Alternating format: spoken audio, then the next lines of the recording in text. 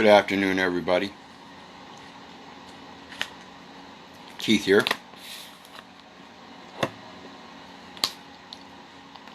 Hoping everybody's having a good day, enjoying life, living life, loving life.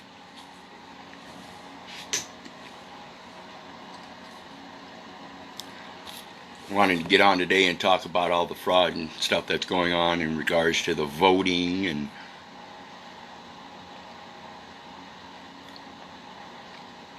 how it's affecting people, those that are involved at the different levels, things like that.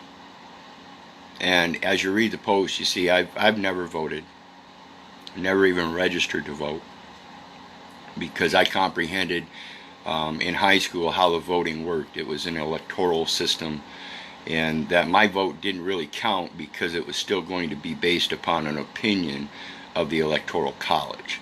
So I've never even registered to vote. I knew it was, I didn't, at that time, I didn't comprehend the corporate aspect of it, but I did comprehend that my vote wasn't going to count because it was still going to be based on somebody else's opinion. Okay. In regards to all the different frauds, like I said, I'm not a politician. I don't get involved in the politics, but in my research and finding out that it's all corporate, I've had to pay attention to some of the stuff because I realize it's corporate aspect now, and that's all it is.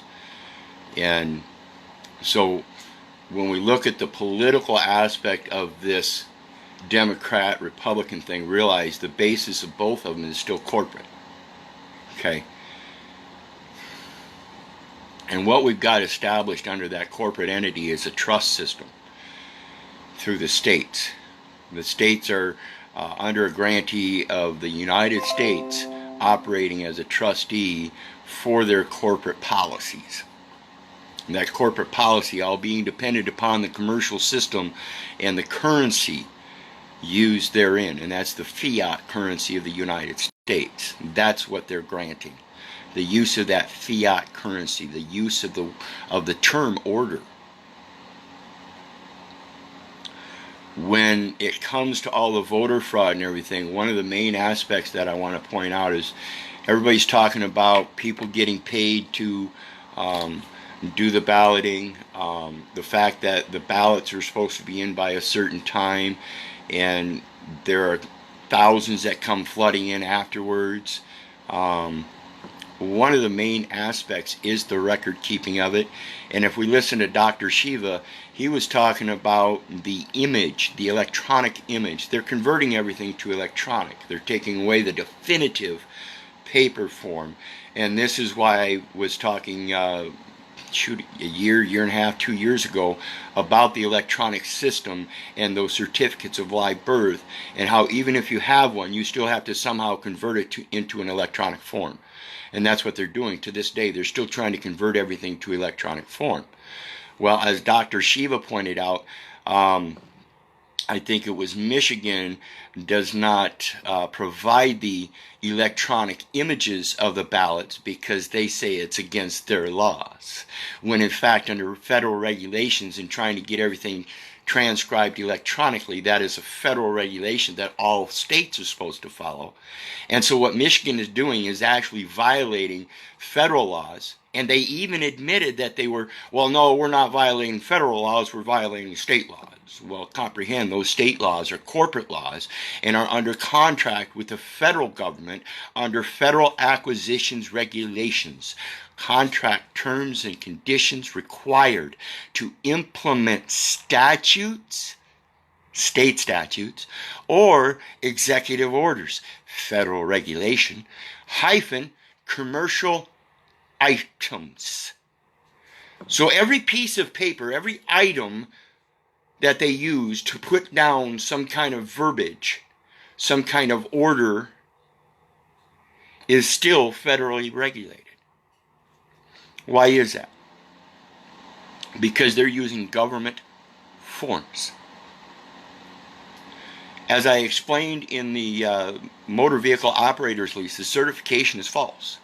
And when we read that part that says that the lessee must provide a separate handwritten statement with a separate signature, That's the same thing as an affidavit.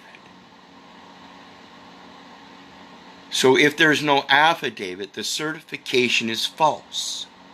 And that follows uniform throughout all jurisdictions. Who's going to provide the handwritten statement signed under penalty of perjury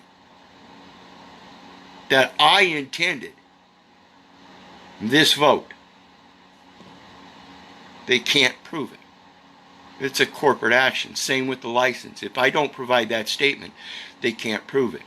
In regards to all you people that are voting, you have a stance in regards to the fraud. You have the ability to stand up with the president, quote, corporate president, since you're the one that voted him, to say, wait a minute, there's fraud on the face of the record. We can see this. How do we see this? Well, both by Dr. Shiva explaining that Michigan's blatantly not providing the appropriate records for their votes to even count according to federal regulations, because it is a federal corporate position, no matter how you look at it. So they are automatically, like I said, and I will get on any stand and testify to this in any court. It says so in their own code. If they can't read their code the way it's intended, which is concise English, and it can be read forward and backward and say the exact same thing, by gosh, I guess you got your standing pretty well set before you that you can only contract. But that contract is in fact set up through, again, like I said, a trust situation. Always dependent on that handwritten signature. Always. In regards to this fraud, again, with that images of the electronic ballots, what about the definitive forms? See, they're willing to give the paper form of the ballot, but they're not recording the electronic image that they're supposed to, as well as they're taking that ballot out of a mailed-in envelope and then getting rid of the trust document. You know, the one that's got the postmaster's cancellation on it with a date. And see, when they do that, they're getting rid of the two different forms in which they cancel those stamps. One is by a meter that's done through a timely system that where it went through before such and such a time, and it was electronically recorded, as opposed to those that sat in a basket and then they used hand stampers and then just switched it to the previous day and hand stamped them. There's a distinct difference in those stamps, people. And by getting rid of that trust evidence, it's treason. We're no longer talking about the corporate side where they're not keeping the electronic image, and that's breach of contract. We're talking about the people's side, where they're getting rid of the trust instrument, the envelope, the ship, the vessel, showing its port of origin. The postmaster obligated to perform diligently. And instead, some of these people, it's come out, I've heard, again, it's just hearsay, folks, but one of those frauds is that these postmasters are holding these ballots back and sending them or hand stamping them to the previous day's date so that they show that they were postmarked by the time the end of the election come through, and then express mailed. And by getting rid of the evidence of that part of the process, I don't care if it's commercial, under breach of contract, or private equity in breach of trust. It's proof of both. Without having the existence of the origin, just like the birth certificate, how can they perform any commercial transaction without the birth certificate having to be in, on, and for the record as the original financing instrument? That vote ballot, that's not the financing instrument, folks. Where do those funds come from? They come from the trust fund. And they're getting rid of trust evidence. That's treason. And that's by postmasters. I think you people that are voting really need to think about this stuff. Because rather than trying to come after the fact and start crying breach of contract and breach of trust, you shouldn't get involved in it to begin with if you don't know what you're doing. That's one of the main things that I have going for me in my battle is I consequently at the age of 18 did not sign certain documentation, and therefore it's never been recorded. And to this day I consistently call them up, the local county commissioner, and ask them if I am on the voter roll about once every 6 months or so. Nope, I don't see your name. So he is familiar with myself just because I'm not on the voter roll.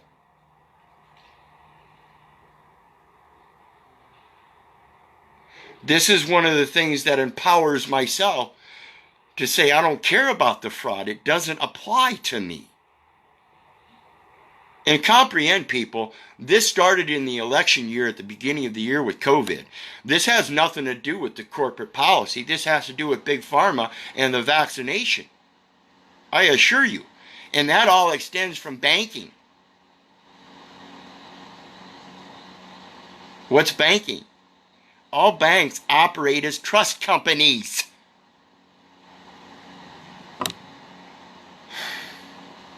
So when we think about the post office and their breach, what we're talking about is the Clayton Antitrust Act. The Clayton Antitrust Act is a piece of legislation passed by the U.S.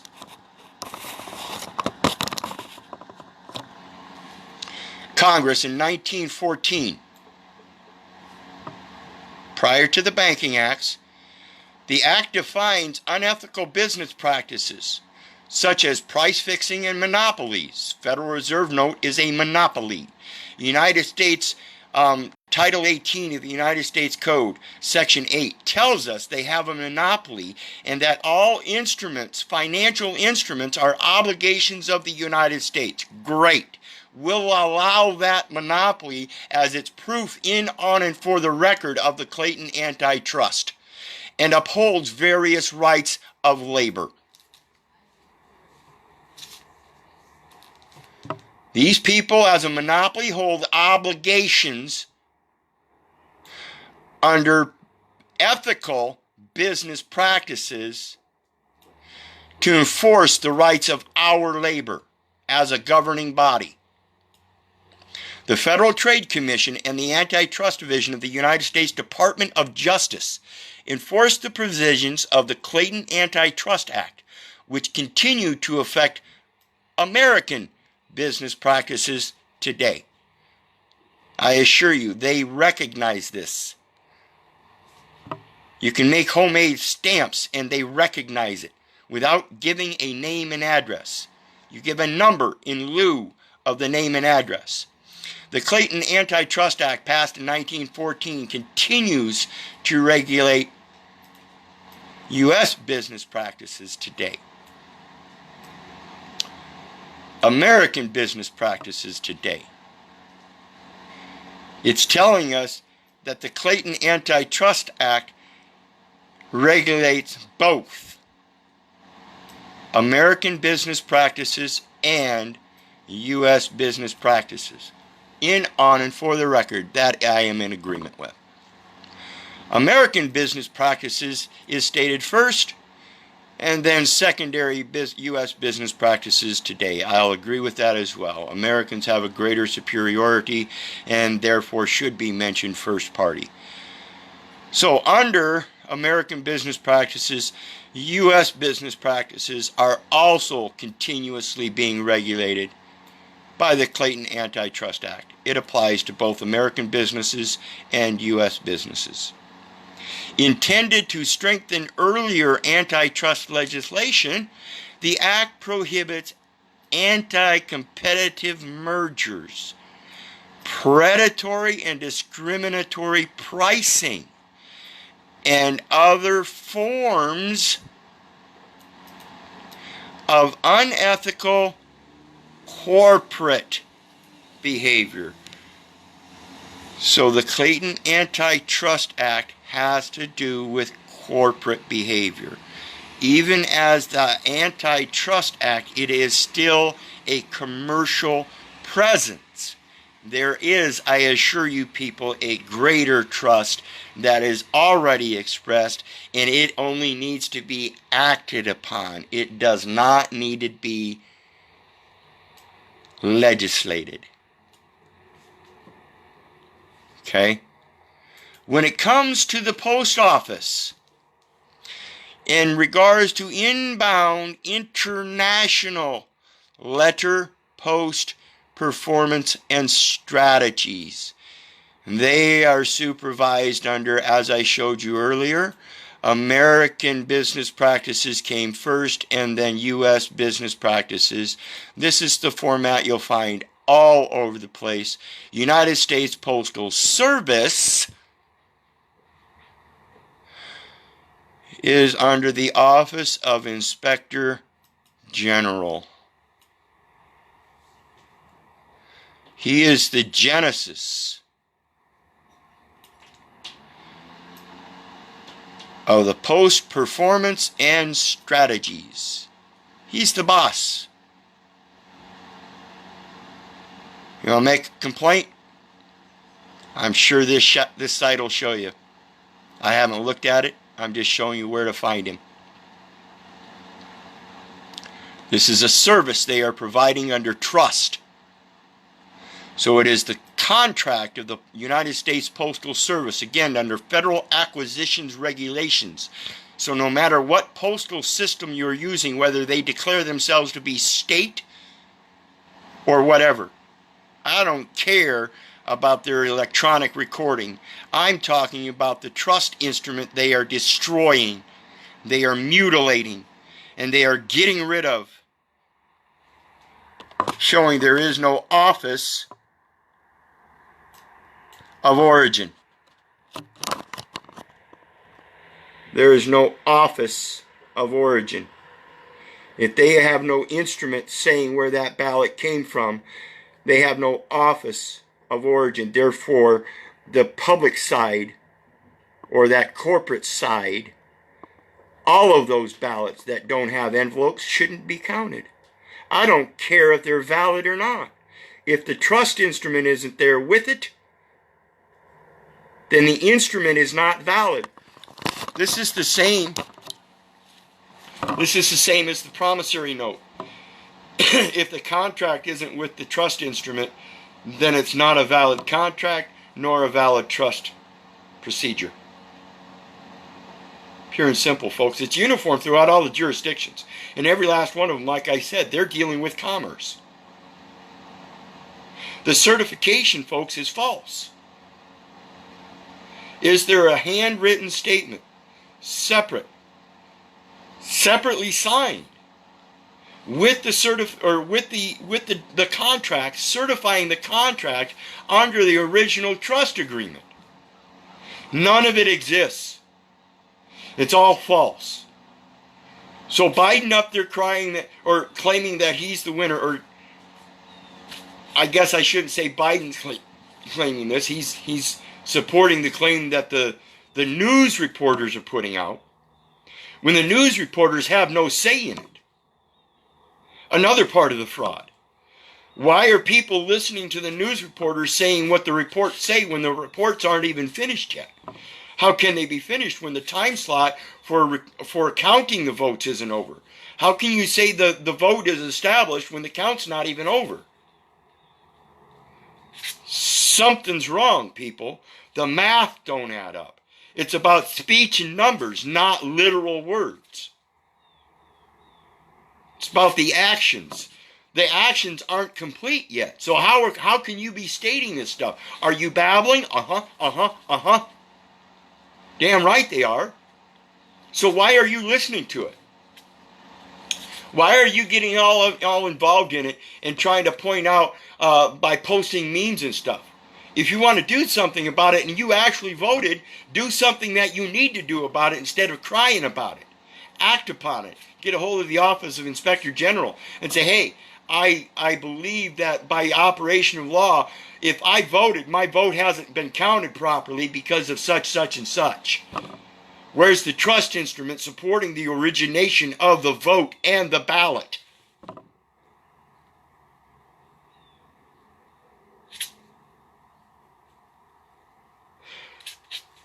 That's the question to ask. You're not making any claims. You're stating a belief and asking a question about where is the trust instrument. You know, the envelope it was mailed in. Shouldn't that be kept? According to the statutes that both federal and state corporate entities are to follow under federal acquisitions regulations that I quoted, aren't they contracted to keep all the elements of the trust, all the data elements of the trust under customs duties?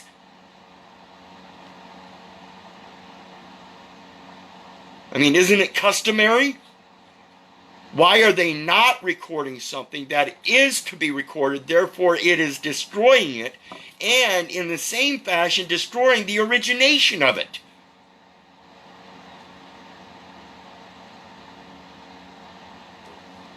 Doesn't make sense. That's why I don't pay attention to it. If I do pay attention to it, I'm going to do this kind of stuff to show you, try to show you guys my interpretation of what should be done if this is what you're really involved in. I'm not involved in it. I don't have to write to the Office of Inspector General. I don't have any reason to. I'm not involved in their commerce. I don't have any right to address him in that manner. I do have a right to address him in a manner as an American national and say, come forth as maybe a trustee in a trustee position in opposition to his trustee position and charge him in an international law under admiralty for violating the international covenant of civil and political rights of my fellow men.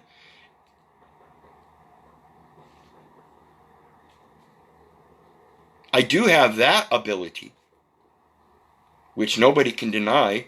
Am I not in a trustee position, as I'm told that in Jeremiah 1 verse 5, before I knew thee in the belly, or I knew thee before I formed thee in the belly, before thou camest from the womb, I sanctified thee, I ordained thee a prophet unto the nations. Am I not supposed to stand up and say this in regard to my fellow man? Am I not supposed to act in love and sacrifice my body despite any elements that might come against me in speaking up for my fellow man? And in so doing, I'm going to do so in a peaceful way, and I don't want to do it by subjecting it to the postmaster and calling him an idiot. Don't you see what this says? I'm going to present it to you in love. I'm going to share it with you, and hopefully you will take the time to research it. And don't believe me. Don't believe the government. Don't believe the postmaster. Don't believe the guy down there counting the ballots. Don't believe the president. The president has no authority over me. I've already challenged that in a video a couple years ago, and again I reposted that video here not too long ago. Nobody stepped up and said that they claim authority over me, period. It's in the public domain. It's been in the public domain for a long period of time now, well established, supersedes anything they can bring forth. My yea is my yea, my nay is my nay. It needs no postmark. In their system it does. It needs a stamp and seal. Me, when it comes to speech and numbers, my word is my bond. Do you hear me? Do you hear me? Do you see me? Do you feel me?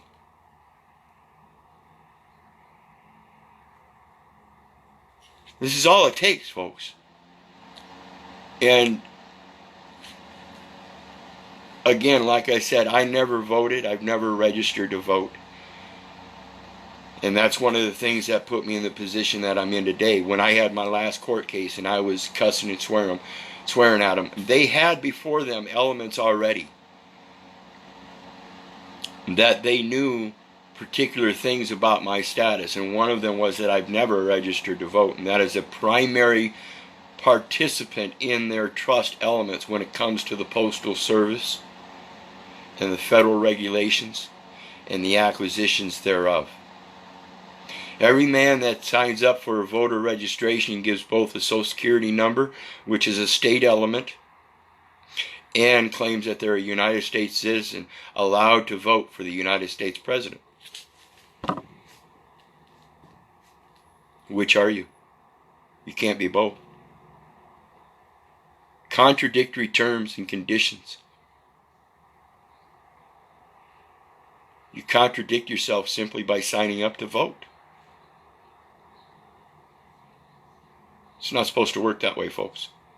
So think about this stuff and remember, no matter what this election is, it's corporate.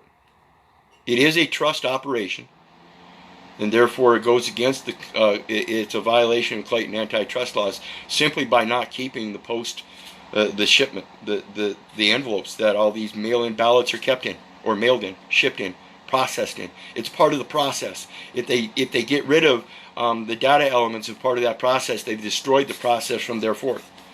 So all the mail-in ballots, unless they've got that envelope with the ballot and the signature, none of it's valid. And that signature has to be a wet ink signature. It can't be an electronic signature.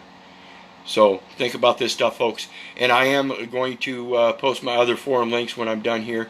Please pay attention to that PayPal link. Share some love. But, of course, pay attention to the other forum links. Check me out on those, as well as all the videos and information I put out everywhere.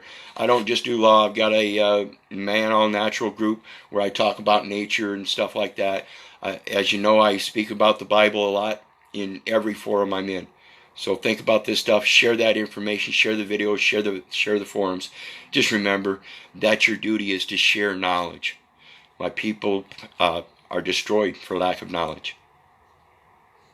And that's what these people are doing. They're destroying the actual trust instrument. So, again, I'll post those links. Hit that PayPal link. Share some love. And remember, again, if it wasn't for you guys, I wouldn't be doing this. So God bless. Love you. Have a great day. And I'll see you later. Bye.